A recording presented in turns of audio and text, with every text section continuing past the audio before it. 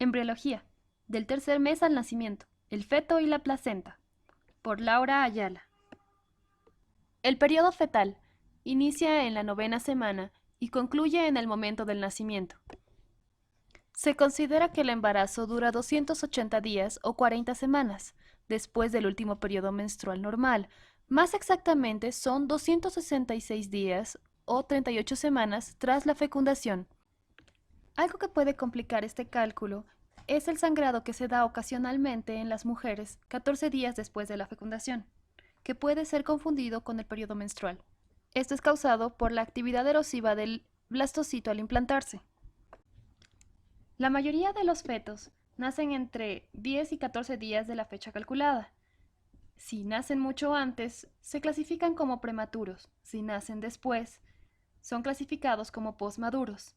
Si nacen entre la fecha señalada, son considerados como a término. Es posible calcular la edad tomando en cuenta la longitud del feto y su peso. Además, también pueden usarse otros rasgos morfológicos de un mes determinado, como ser el cabello, si es posible o no individualizarlo, la flexibilidad del pabellón auricular, la claridad en la que se ven las aureolas, el desarrollo de los genitales, los pliegues plantares, el tamaño de las uñas. Utilizamos también la medición cefalocaudal o LCC, que se refiere a la altura sentado del feto. La otra medición que usamos es la vértice talón, que mide al feto desde el vértice del cráneo hasta el talón. Llevar un seguimiento del tamaño del feto y su edad nos sirve mucho para controlar el embarazo, sobre todo si la madre tiene una pelvis pequeña o el feto presenta alguna anomalía congénita. Cambios mensuales. Uno de los cambios más significativos durante la vida fetal es la relativa desaceleración del crecimiento de la cabeza en comparación con el resto del cuerpo, ya que al inicio del tercer mes, la cabeza mide aproximadamente la mitad de la longitud cefalocaudal. Pero a inicios del quinto mes, su tamaño corresponde a cerca de la mitad de esta medida. Y al momento de nacer, la cabeza corresponde a aproximadamente una cuarta parte de la longitud cefalocaudal. Durante la sexta semana, las asas intestinales producen una gran protuberancia en el cordón umbilical, que se denomina hernia fisiológica. En el tercer mes, los ojos se acomodan medialmente, las orejas también se acomodan cerca de su posición final, las extremidades superiores alcanzan su longitud normal en comparación con el cuerpo. Durante la semana 12, ya han comenzado a formarse los centros de osificación primarios en los huesos largos y el cráneo. Los genitales ya tienen un notable desarrollo, tanto así que es posible determinar el sexo mediante una ecografía.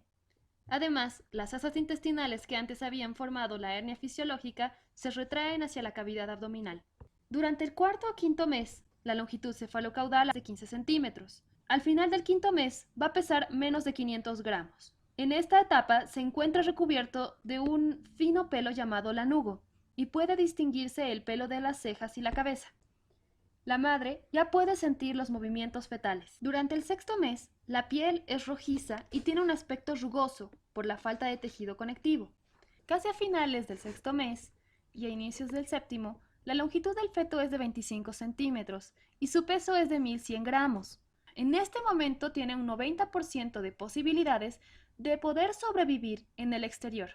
En los meses 8 y 9, el feto adquiere un aspecto redondeado debido al depósito de grasa subcutánea. Al final, estará recubierto por una sustancia blanquecina secretada por las glándulas sebáceas denominada vernix gaseosa. En el noveno mes, el peso del feto será de 3.000 a 3.400 gramos. Su longitud cefalocaudal será de 36 centímetros y su longitud vértice talón de 50 centímetros. Membranas fetales y placenta. A inicios de la 9ª semana, el feto necesita sustancias nutricionales diferentes.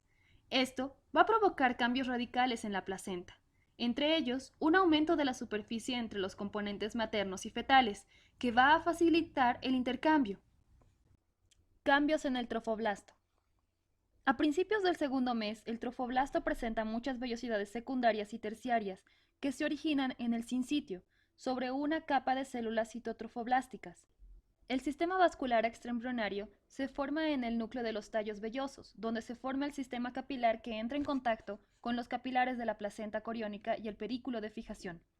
Se produce una invasión endovascular en las arterias espirales del útero, que las erosiona y libera sangre hacia los espacios intervellosos, reemplazando parte de las células maternas de los vasos, dejándolas con células tanto epiteliales como endoteliales.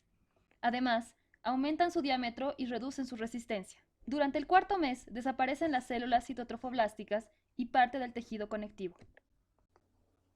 Corión frondoso y decidua basal. En el embrión se forman dos polos. El primero, el polo embrionario, que contiene grandes vellosidades y es denominado corión frondoso. Además, posee la decidua basal, que es una capa compacta de células grandes o deciduales que contienen lípidos y glucógeno. Ambas capas conforman la placenta. En el segundo polo, el polo aboembrionario, está el corión liso y la capa decidual.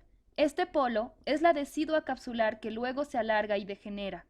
El corión liso se fusiona con la pared uterina. Más tarde, el amnios y el corión se fusionan formando la membrana amniocoriónica. Es la membrana que se rompe durante el parto, lo que se denomina romper fuente. Estructura de la placenta.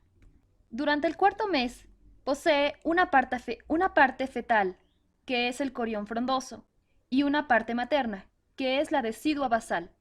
En la zona de unión de ambas capas se entremezclan las células trofoblásticas y deciduas.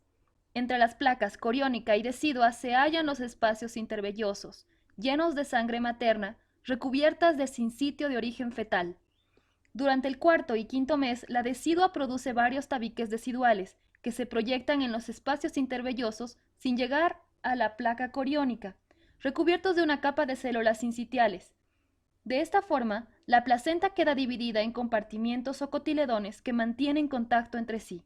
La placenta crece junto al feto y el útero, abarcando entre un 15 a 30% de la superficie del útero. El aumento de su grosor proviene de la arborización de sus vellosidades. Placenta a término.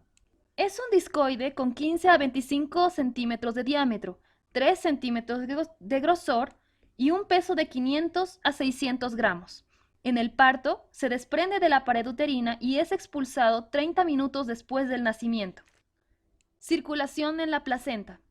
Los cotiledones reciben sangre de 80 a 100 arterias espirales que cruzan la capa decidual y entran con gran presión en los espacios intervellosos. Cuando disminuye la presión, la sangre fluye otra vez de la placa coriónica a la decidua para regresar por las venas endometriales a la circulación materna. Los espacios intervellosos contienen unos 150 mililitros de sangre que se reemplazan unos 3 a 4 veces por minuto. El intercambio placentario tiene lugar en las vellosidades cuyos vasos sanguíneos están en contacto directo con la membrana sincitial. La placenta humana es hemocorial porque la sangre materna está separada de la del feto. Función de la placenta. El intercambio de gases. Hay un intercambio de dióxido de carbono, monóxido de carbono y oxígeno, siendo que un feto a término extrae entre 20 a 30 ml de oxígeno por minuto. El intercambio de nutrientes y electrolitos, como aminoácidos, ácidos grasos libres, carbohidratos y vitaminas. Transmisión de anticuerpos. Comienza a finales del primer trimestre. Constan casi generalmente de inmunoglobulinas G de la madre en la semana 14. Producción de hormonas. A finales del cuarto mes, la placenta produce progesterona para mantener el embarazo. También produce hormonas estrogénicas como el estriol. A finales del embarazo, estimulan el crecimiento del útero y desarrollo de las glándulas mamarias. Durante los 2 primeros meses, el sincitio trofoblasto produce gonadotropina coriónica humana, que mantiene el cuerpo lúteo, y además es utilizado como un indicador de embarazo. La somatotropina da prioridad al feto sobre la glucosa sanguínea materna y favorece la producción de leche materna. Amnios y cordón umbilical. El anillo umbilical primitivo constituye la unión amnioectodérmica. En la quinta semana lo cruzan el pedículo de fijación con el atlantoides y los vasos umbilicales, el conducto vitelino con los vasos vitelinos, el canal que conecta las cavidades intraembrionarias y extraembrionarias.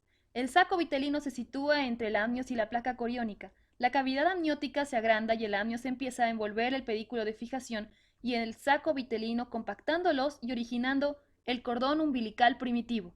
La parte distal contiene el pedículo del saco vitelino y los vasos umbilicales la parte más proximal a algunas asas intestinales y restos del atlantoides. El saco vitelino en la cavidad coriónica se conecta al cordón umbilical por su pedículo. Cambios de la placenta al final del embarazo. Aumento de tejido fibroso en el núcleo de las vellosidades. Hay un engrosamiento de las membranas basales en los capilares del feto. Se encuentran cambios obliterativos en los capilares pequeños de las vellosidades. Existe un depósito de fibrinoide sobre la superficie de las vellosidades. Líquido amniótico. Proviene básicamente de la sangre materna. Aumenta de 30 ml en las 10 primeras semanas a 450 ml a las 20 semanas y de 800 a 1000 en la semana 37. Este absorbe sacudidas, permite movimientos fetales. Se reemplaza cada 3 horas. En el quinto mes, el feto lo degluta y lo orina.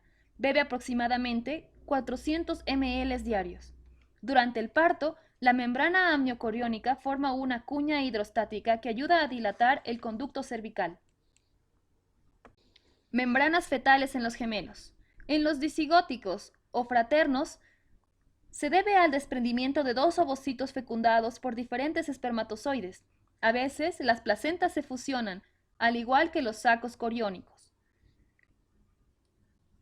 En los gemelos monocigóticos o idénticos se debe a la división del cigoto en varias fases del desarrollo. Los blastocitos se implantan de forma separada y forman su propia placenta y saco coriónico.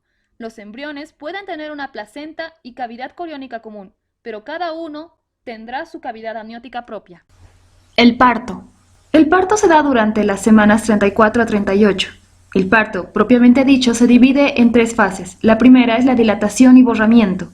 Las paredes del cuello uterino se adelgazan y las contracciones uterinas impulsan el saco amniótico contra el conducto cervical. La fase concluye cuando hay una completa dilatación. Expulsión. Es la segunda fase del parto. Se refiere al nacimiento del feto. La tercera fase es el alumbramiento. Se trata de la eliminación de la placenta gracias a las contracciones abdominales. Gracias por su atención.